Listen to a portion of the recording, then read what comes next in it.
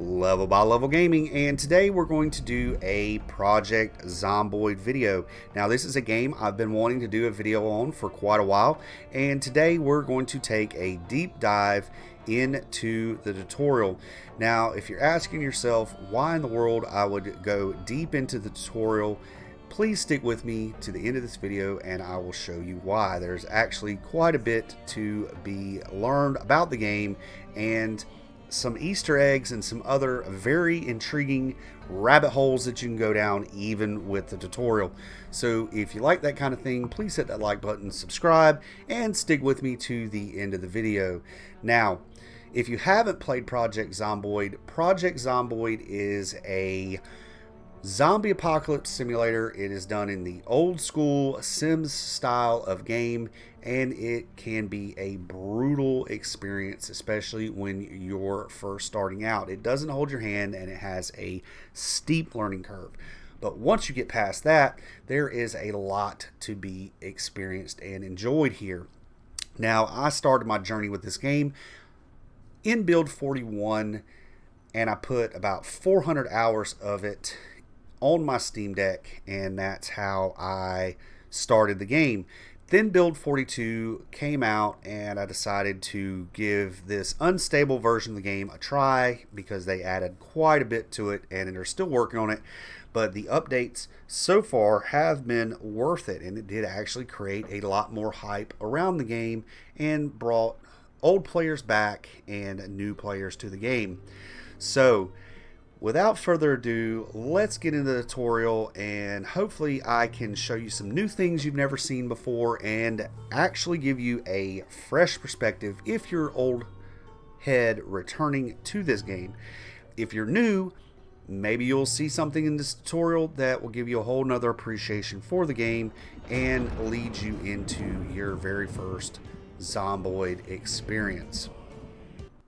Alright, let's get right into the tutorial here.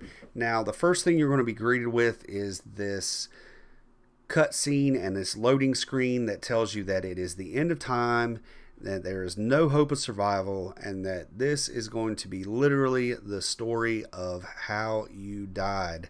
So now that we're past that, I'm going to be using a Xbox controller, and the first thing that it's going to teach me about is checking my health here. So I'm going to check my health. I'm going to also check my skills, and as you can see, Miss Jane Doe here doesn't have any skills to speak of. She's about middle of the road with her fitness and her strength. Her health is good. She has literally no protection on her body at this time, and that everything else looks normal with her temperature and whatnot. So let's go ahead and go into the next part of it, and the next part of it is looking around. Once we do that, it's going to teach us how to walk around, and once we've learned how to walk around, it's going to teach us how to strafe. Now, strafing is taking up this fighting stance and moving towards something. Once we do that, it's going to take us over here to loot these cabinets, and in doing so, we're going to have our first food source here, which is going to be this dead rat, and we're also going to get an empty jar. Now, when you pick up these items, it's going to tell you that your character is hungry, and it does this with these moodles. Moodles are these little bubbles that pop up and tell you about your character. Are they hungry? Are they sad? Are they cold? Are they injured? That type of thing. And now that we're hungry, we need to eat something, and what it wants you to eat is this dead rat. It wants you to eat every bit of it. So we're going to eat the entirety of this dead rat, and when we do that, the Moodle is going to change from hungry to queasy, and rightfully so. You just ate a dead rat. So once we do that, we're going to learn how to fill up this jar full of water, and they've covered food and water sources in the game. Now we're going to go over and loot this cabinet, and they're going to take us to our first weapon of the game. Now this is a frying pan, and it can be used in game to cook, but in here we're going to use it as a weapon. It is our first weapon of the game. Once that is equipped, we're going to go over to this window, and we're going to have another first, and that is our first zombie encounter. When we look through this window, we can see that there is a zombie standing out here. Now we're going to open the window, we're going to climb through, we are going to take up our fighting stance, and we are going to walk right up behind this zombie and crack it on the back of the head. Now, when we do that, it is going to tell us that not only was this a random zombie, but that this was the zombie of our mother. So from this point forward, I want you to really pay attention to these little pop-up windows, especially when we have encounters with zombies, because it will tell you or give you some insight into what is going on in the world of Jane Doe here. So let's go ahead and take out the zombie the rest of the way, which promptly breaks our frying pan, and now it's telling us to get the hunting knife that we planted in her back earlier. Once again, looking at this wording, it is going to take you down a path of what they want you to believe about Jane Doe. They're going to continually drop these little hints. So let's get this hunting knife. We're going to equip it, and when we do so, we are going to have to go through this gate.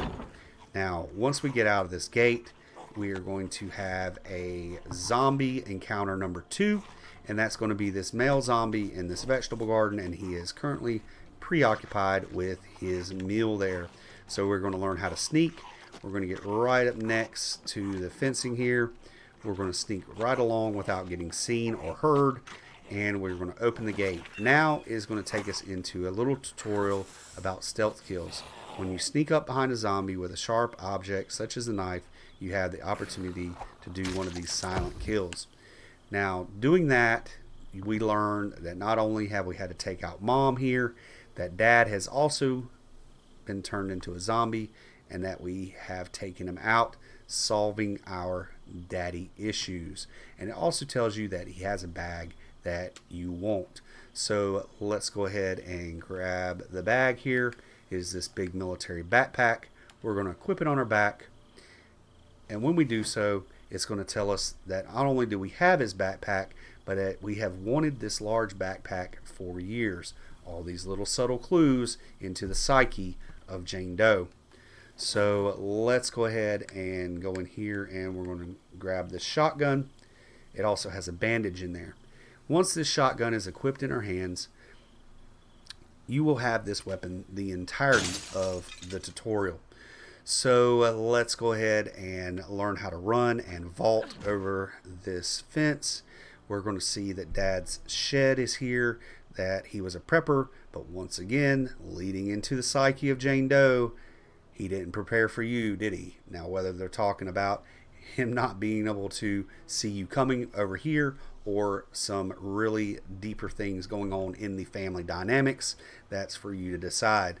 Now, let's climb through this broken glass, which they told you to ignore. And the reason they did that is because they wanted you to promptly cut your hands, and they want you to learn how to go into your health menu and how to bandage those wounds, because you will cut yourself climbing over broken glass.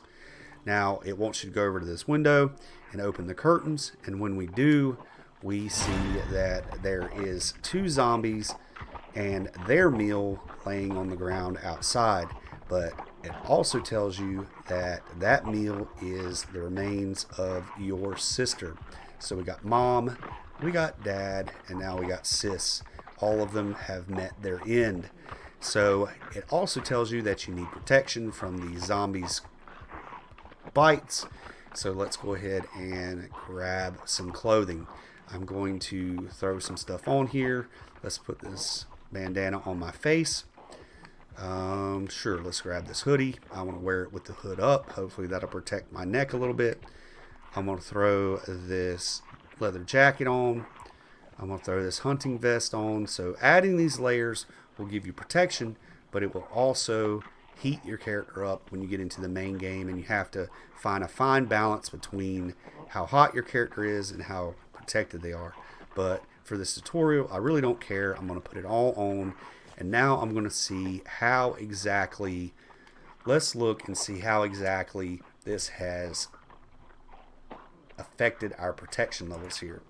So we went from having next to nothing to having at least a little bit on our entire body as far as bites and scratches. So that hoodie doesn't do much for your head. other than gives you a little bit of scratch protection. But at least you got something on your neck and something on the other parts of your body. The only thing we don't have any protection on right now is our hands.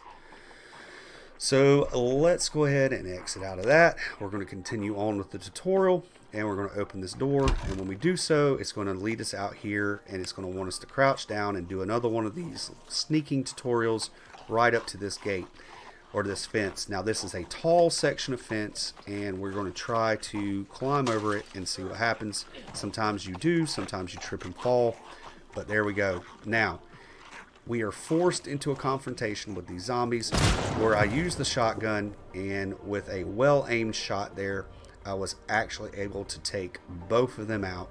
But in doing so, let's read what it is telling us. Every zombie in the forest heard that shotgun, and now they're coming. And that is true. In the game, firearms are very loud, and they're the last thing you want to use until you get some skills under your belt and you've cleared out some zombies and you don't have an entire horde down on your head because you shot a shotgun. But let's also look and see what it says about this scenario here. And it tells you that they are all dead. So sad. Now, if it's talking about these zombies, whether we knew these zombies or not, were they somebody that we knew? But I really do think that it is talking about your sister here. So let's see what we got here. So one of these zombies has some leather gloves. So now that we're wearing these leather gloves, we have some type of protection over our entire body. But like it says here, it doesn't really matter because soon we will all be back together. Pretty ominous. Let's climb over. Now it's going to teach us a little bit about running. So it's wanting us to hold down the trigger here and sprint, which I do. And the last thing it's telling you here is never shout.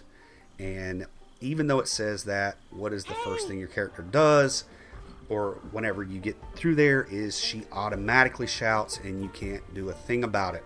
So if we zoom out here, we're going to see that we have brought the entire horde on our head.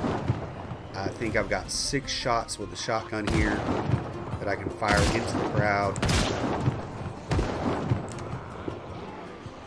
And there's a lot of zombies, and they want you to promptly meet your end, get dragged to your death, and there you have it. So there's just no way to fight that horde with 6 shotgun shells. Now, that has been the end of video 1 and my deep dive into the tutorial. Pretty straightforward. And what did we get from this? We get from this that they want to lead you down a very linear path, take you through the tutorial, teach you some things, and if you just look at the surface of it, old Jane Doe here, she just killed her whole family earlier during the day, and now she has suffered the consequences of her actions. She has been dragged down and become part of the horde. But if we want to take a deeper dive into that and see what I really think happened here and maybe change your perspective on that a little bit, stay tuned for part 2. If you like this kind of thing, please hit that like button, subscribe, hit me up in the comments, let me know what you think.